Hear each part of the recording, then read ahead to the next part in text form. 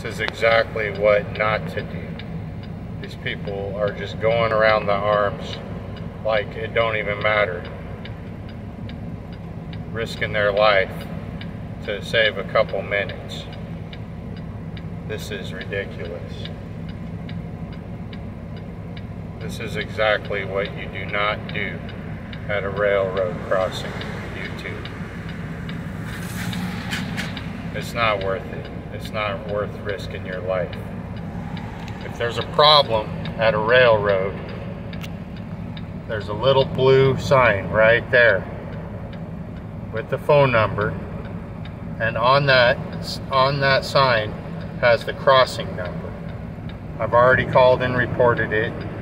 They said they're going to send the police over here and someone to figure out what's going on. I believe that anyways, that's what you're supposed to do. Turn around if you can. Obviously, there's nowhere for me to turn around. I'm in a semi. Where am I going to turn around? I'm just stuck here. Don't be doing what these guys do. It's so dangerous, and it's not worth the risk. Thanks for watching.